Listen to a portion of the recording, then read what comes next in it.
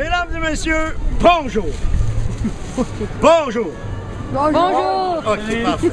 OK, moi, mon nom, c'est Pierre Dubois et je suis un sucrier. Je m'explique.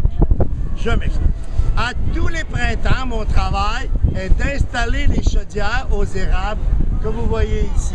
Tous les printemps, pour ramasser l'eau qui est dans l'arbre, la sève qui est dans l'arbre. Avec cette sève-là, avec cette eau-là, on fait du bon Sirop d'érable. Oh, je vois que j'ai affaire à des connaisseurs. OK. Je suis mieux de bien connaître ma matière. Bien, voici comment ça s'est passé. Un jour, je parlais avec le fondateur de la cabane à sucre. Puis là, ben, on prenait un petit coup de réduit. Et alors, le petit lard, il dit, là, l'histoire, tu la racontes comme il faut. J'ai dit, ben, j'ai dit, c'est qui vous a raconté cette histoire, Tillard? Il dit ça, il dit, c'est un Amérindien. Qui? Un Amérindien. C'est quoi ça?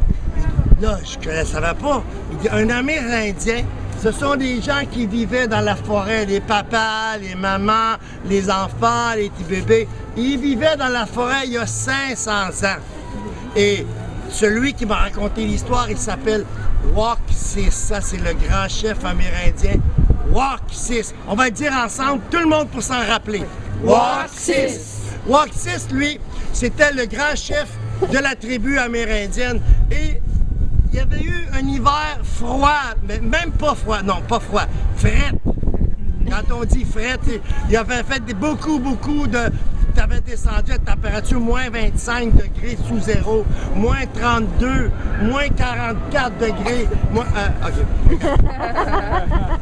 Puis il y avait eu de la neige, jusqu'ici, là, tu sais. Alors, là, les enfants, ils aimaient ça, par exemple, beaucoup de neige, hein. Ils aimaient ça parce que les enfants, ils pouvaient prendre leur crazy carpet, non, c'était pas des crazy carpet, des toboggans, puis aller jouer, aller glisser dans la montagne que vous voyez là-bas. Là. Il y en a deux, on en a une glisser. Puis là, ils allaient glisser toute la journée. Yahoo! Puis quand ils revenaient le soir dans le wigwam, je dois préciser quand même, un wigwam, c'est un 4,5 et un tipi, c'est un 2,5. Hein? C'est pas tout à fait la même dimension, mais ça s'appelle tipi ou wigwam. Quand ils revenaient le soir dans le wigwam, « Maman, j'ai faim, manger! » Ils voulaient manger comme des loups. Ah, il y avait beaucoup faim. Alors, tout l'hiver comme ça, quand le printemps est arrivé, ben là, les provisions avaient beaucoup réduit. Hein? Aussi, le grand chef Wauksis, avec ses pattes d'ours, des raquettes en pattes d'ours, il avait vu sur la neige des pistes de lièvre. Ça, mes amis, quand vous voyez des pistes de lièvre sur la neige ou les écureuils qui commencent à se promener, ça, c'est un signe de printemps. Alors, vous comprenez bien que eux autres, les Amérindiens, ils mangeaient tout ce qu'ils trouvaient dans la forêt. Par exemple, vers la Saint-Valentin au mois de février, ils pouvaient manger des fondus à la moufette. Ou quand ils allaient à la pêche, ils mangeaient du doré des deux côtés. La truite arc-en-ciel longue comme ça. Ils mangeaient aussi des petits lièvres. Ben, je vais expliquer aux enfants, OK? Les lièvres, là, ça, c'est comme un lapin, OK? Le lapin, ça vit dans un chapeau de magicien, hein? Puis le lièvre, ça vit dans le bois, mais ça fait des beaux chapeaux, OK? Alors, là, qu'est-ce qui s'est passé? C'est le lendemain matin, le grand chef Wauksis, avec ses amis, était dans la forêt, prêt à chasser les animaux pour bien manger. Ah! Tout à coup, il aperçoit au pied d'un arbre, il n'a pas fait « Ah! » c'est ça le petit lièvre. Il a répété ça. Non, il a vu un petit lièvre qui mangeait des bourgeons, des petites repousses d'érable. Alors là, le grand chef Wauksis a pris sa flèche en stainless steel. Le petit lièvre, lui, il n'avait rien entendu. Il continuait. Tout à coup, il y a eu un vent, comme aujourd'hui. Et le vent a fait lever la flèche. La flèche, elle a planté ici. Tac! D'ailleurs, caméra, on voit encore la marque ici.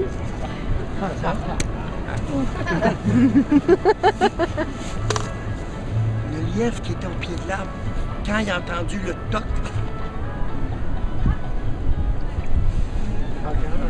il a sauté dans les airs de l'arbre là jusqu'à la cabane à sucre que vous voyez là-bas. Ouais. Waxis a fait comme vous. Alors là, il a été vraiment surpris, l'Amérindien, de voir un saut olympique de cette manière. Aussi, il s'est approché de l'arbre et là, il a pris la flèche qui était plantée dans l'arbre, il l'a enlevée et l'a mis dans son étui. Et c'est là qu'il a vu de l'eau qui sortait de l'arbre. Alors, mesdames et messieurs, je vais vous demander de lever le doigt, l'index dans les airs et de pointer l'érable en disant « Sinzi Bookwood ». Sinzi Bookwood. Ce qui veut dire en amérindien de l'eau tirée de l'arbre. Et avec son doigt dégustateur, c'est sucré. De l'eau sucrée. Tout de suite, il a pensé à ses petits-enfants dans le wigwam qui aiment beaucoup les choses sucrées. Du miel, des petites fraises sauvages, des baies sauvages. Alors, tout de suite, il est allé chercher une chaudière en écorce de bouleau. Il est revenu en chantant « Ani Kuni Shaouani, Ani Kuni ». Alors, il a placé la chaudière au pied de l'arbre. Ensuite, de sa ceinture fléchée, il a tiré un tomahawk. Oui, c'était la marque du produit tomahawk.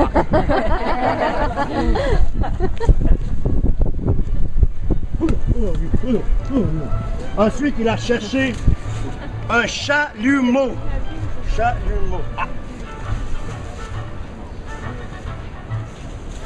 Avec cette branche d'arbre et son couteau suisse 32 lames, il a gossé un chalumeau. Il a inséré dans l'arbre. Focus caméra, Google.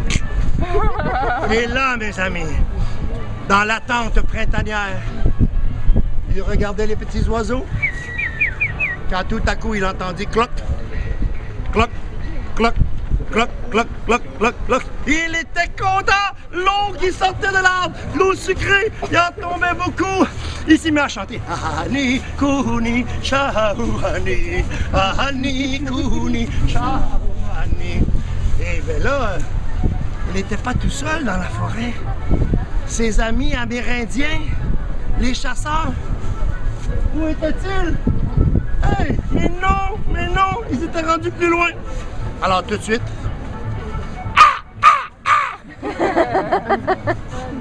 et il allait les retrouver près du ruisseau, puis il tourne à l'envers. Bon, pendant ce temps, dans le wigwam, Madame Waxet, la femme du grand chef Waxis, elle décide de préparer pour le souper un ragoût de boulettes de pâte d'orignal. Ah, ça, c'est bon. Il n'y a pas un spaghetti qui accote ça. Des boulettes de pâte d'orignal. Mais pour faire le ragoût de boulettes de pâte d'orignal, il fallait aller chercher de l'eau au ruisseau que vous voyez là-bas. Alors elle se dirigea.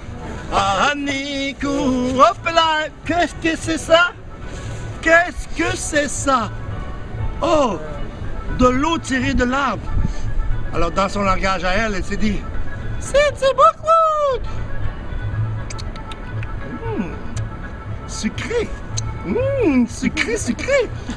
Aussi décida-t-elle d'utiliser cette eau que son mari lui avait apportée près de cet arbre. Et avec cette eau, elle fit le ragoût de boulettes de pâte d'orignal.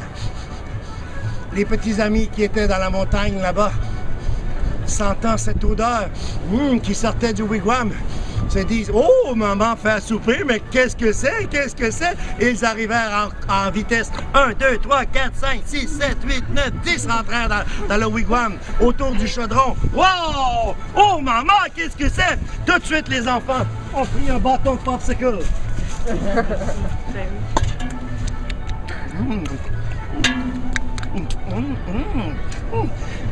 Et quand le grand chef revint de sa chasse,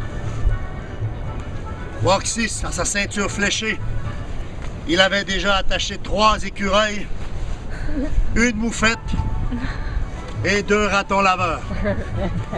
En ouvrant la porte patio du wigwam, ma femme, qu'est-ce que t'as fait pour souper? Ça sent bon dans le wigwam. Et sa femme de dire, On va pas comprendre. On va pas comprendre. L'eau qui vient de l'érable, l'eau qui vient de l'arbre, l'eau, elle a changé de couleur. L'eau, elle était devenue du... Sirop d'érable. Eh bravo, vous avez bien compris mon histoire. Magnifique.